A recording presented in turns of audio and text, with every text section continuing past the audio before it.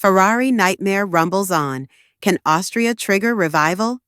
Ferrari nightmare weekend continued in Canada, with a disappointing qualifying for Charles Leclerc and race damage for Lewis Hamilton that saw the two of them trundling home in solitary 5th and 6th.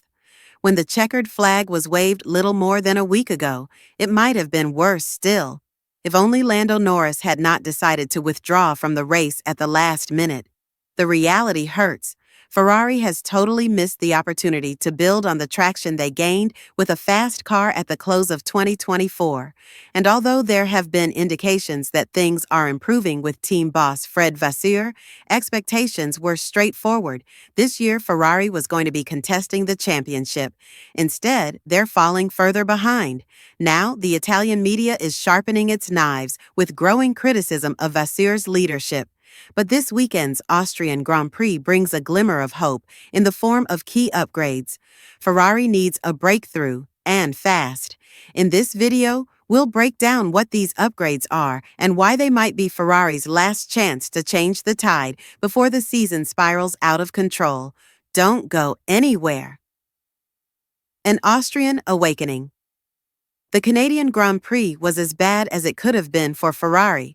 To date this season, they've been unable to match the pace of McLaren and Max Verstappen, and heaven only knows, neither has the rest of the grid, including Mercedes. That in itself went some way to soften the blow. Until today, with Mercedes claiming their first race victory of the year, Ferrari's weaknesses have been stretched into even sharper relief. Charles Leclerc and Lewis Hamilton finished a distant 5th and 6th in Montreal, with the team falling to 3rd in the constructors' standings, slipping behind a resurgent Mercedes, who pulled off a mighty 1-3 finish. There were fleeting glimpses of pace from Ferrari's SF25, especially from Leclerc, but once again, they were undone by a cascade of errors. Leclerc lost his entire FP2 when he spun in the first session, and in the qualifying, he made a blunder just after setting the quickest opening sector by anyone. Hamilton's Sunday, too, was as cursed. His car was damaged when he hit a groundhog on lap 13, and that spoiled his race completely. At times, Leclerc appeared fast enough to fight with the McLarens, but Friday and Saturday's cumulative mistakes left him too far back to fight. This is an all-too-welcome refrain at Ferrari, whether it's qualifying poorly, like Hamilton's car deteriorating over the course of the weekend, a botched strategy play, or a driver mistake like Leclerc's in Canada. The team just can't seem to put together a flawless weekend, and that's what it will take to even hope for a podium, much less a win. With Mercedes celebrating now on their return, Ferrari is the only one of F1's Big Four still not to have achieved a Grand Prix win as we hit the halfway mark of this 24-race campaign. Leclerc has 3 podiums as their best Sunday results so far. Back in the microscope after Canada, team principal Fred Vasseur admitted the team simply made too many mistakes to expect a better result. With margins so narrow in 2025, he stressed it is about having the ideal weekend that matters over the base car performance or an upgrade package size. It doesn't matter the car. If the team takes care of the tires and gets it all together cleanly, they'll be ahead. It was true in Monaco, true in Imola, and it'll continue to be true for the rest of the season, but it's everybody's situation. We must get it better, Vasseur said. So, yes, execution matters, but Ferrari also needs raw performance gain. Qualifying, they've rarely battled for the front row, Monaco being the sole exception.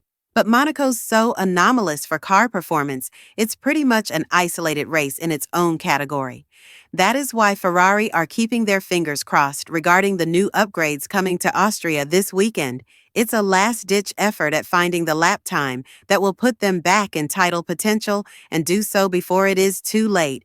Austrian Grand Prix, we will have an upgrade soon before the UK, and perhaps another one a bit later, said the Ferrari team principal before again shifting the focus to the execution in races, whilst at the same time downplaying the impact of the incoming upgrades for the scooter rear, as was the case with McLaren's Mermaid Tails Canadian Grand Prix front wing verse, refrained from stating the upgrades will be effective right after their integration to the SF25, highlighting once more the importance of the team's operation throughout the race weekend. If you don't do a good usage of the car, because the setup is a bit different, you can lose temps a couple of times on our side at least. And we're not the only one. When we brought upgrades in the past, we needed 1 or 2 races to adapt the car, to adapt the setup to the new version. Honestly, I think that, and I want to put the focus on the team. There is much more to come from the execution than the pure potential of the car, but we will bring something. The upgrade in question is a complete reworking of the floor of the SF25, with a much-delayed new rear suspension.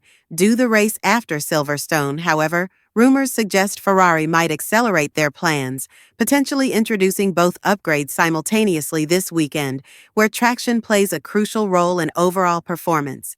Historical precedent suggests such mid-season changes can have a significant impact, as demonstrated by last year's championship, which saw major competitive shifts after the first 7 races.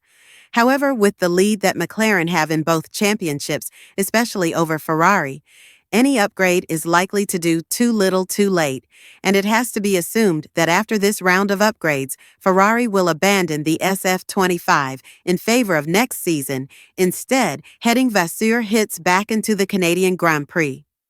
Fred Vares came under pressure from the Italian media, who were insisting that his days as the head of the scooter were numbered. Fred didn't take kindly to the comments, but before I talk about his rebuttal and the battle it has got him into with the Italian press, if you're enjoying the video and want to catch more news and analysis from this F1 season, then make sure to give it a like and subscribe to OUS channel. Thanks a lot. So in Canada, Fred Vares launched into a passionate and punchy rant in response to reports suggesting he could be replaced as Ferrari F1 team principal.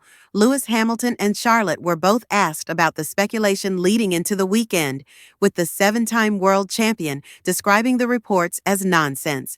Speaking in Friday's FIA press conference, Vaser had his first opportunity to respond to the rumors, which he labeled as being disrespectful, as he took aim at the journalists responsible for the stories. First, I have to stay calm because I will have to visit the stewards of a Sergiote. It's some Italian media. It's not all Italian media. It's not about myself, because this I can manage.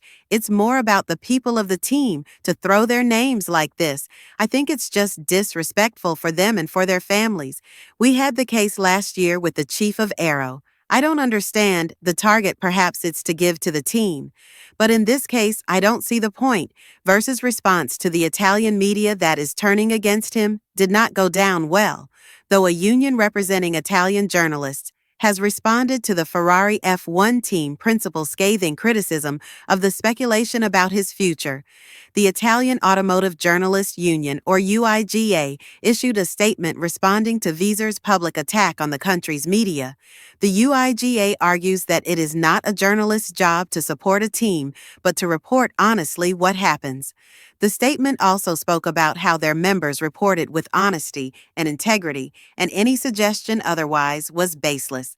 They said that their members should have the freedom to report as they wish, without the pressure of the Ferrari team principal calling them liars. Who knows who is correct? Maybe the Italian media did make up the fact that Ferrari are looking for a replacement for Fred. Maybe Fred hit back in the way he did, because there is real pressure on him from the Ferrari board either way. One fact is inescapable. The 2 papers who released the story, Corriere della Sera and Gazzetta dello Sport, are both owned by the same umbrella company. That John Ellen is the CEO of John Ellen being the CEO of Ferrari. As well, the Italian media has always had very close ties to the Ferrari team, and it seems unlikely that these stories would have been released without Ellen's knowledge or blessing.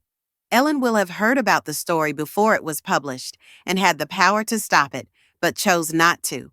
Whether it's true or not, it says something. The Ferrari board wanted to put some pressure on Fred and let him know that what has happened this season isn't good enough. Let's hope these new upgrades can help turn things around if that is the case. What do you think, though? Are Ferrari playing politics through the Italian press? And will these new upgrades improve Ferrari's season? Let me know your thoughts in the comments down below. And until next time, drive safe and bye for now. 4.